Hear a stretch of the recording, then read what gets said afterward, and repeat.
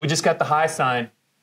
We're cleared for takeoff. It's this week in Penn State football, and it's, once again, we're going to go with the best part of it, the mailbag from viewers, readers. I don't know, we don't podcast, so no listeners, but viewers and readers have a lot on their minds. There's a lot to talk about. There's never a dull week with Penn State football. Never. It's late January, and stuff's still happening. You had to stay up till like 5 in the morning just to see that they were going to get a commit, and it turns out the kid was already signed. It was a done deal. It was like fishing with dynamite. But yeah, let's get to some mailbag questions and see what's on people's minds. Let's do it. Cleared for takeoff. No turning around midair this time. Let's start with the class of 2019, Bob. 20 members at this moment, 19 signees. 1 verbal commitment.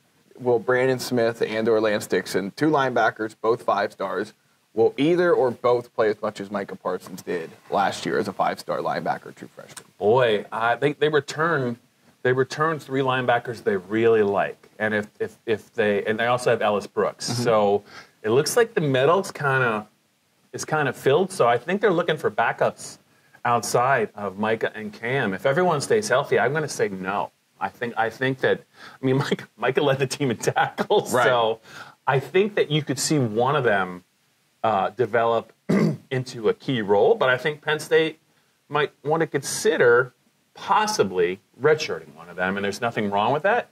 But I think they definitely will get one ready to play this year, and we just have to kind of pay attention to what James Franklin and Brent Pry say, moving forward, because they usually kind of tip their hand whether or not they're going to play a couple of kids, but they're clearly talented enough to play.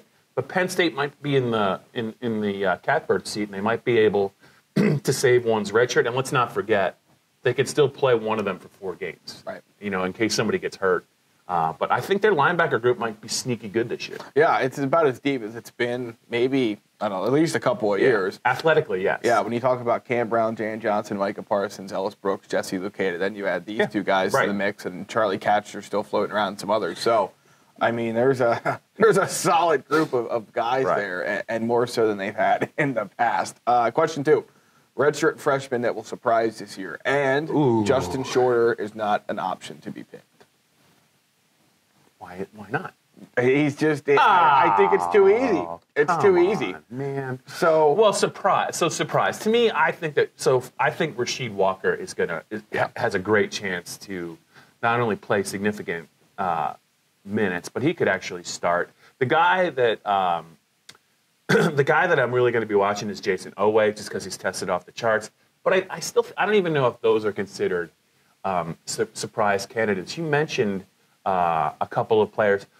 I don't know what to make of some of their defensive linemen. I don't know what to make yet of Judge Culpepper and some other players. I think that when you talk about the redshirt freshmen, I almost think you have to wait until spring and you actually get to see them. The guys that I'm most looking forward to see, though, are Oweh and Walker. You haven't given me. I'll tell you. All right, I'll give you one. Daniel George. Just because the record-setting, he's caught the longest touchdown pass in Penn State history. If you won't give me Walker, or it's Oweh or Oweh. Oweh. If you won't give me either one of those guys, just give me Daniel George. All right, last question, Bob. If you look at the career of Shane Simmons so far, he came in as a 4-star. He's been pretty banged up. Yeah. Is this the year he takes a step forward and starts, or what is his role? Okay, so he's going to be a 4th-year junior, correct? Redshirted in 16, 17, Sounds about 18. right, yeah. So this is the 4th year, and I don't want to say it's now or never. I just think there's a lot of upside with him. But when you talk about Etor, this possibly would be in his last year.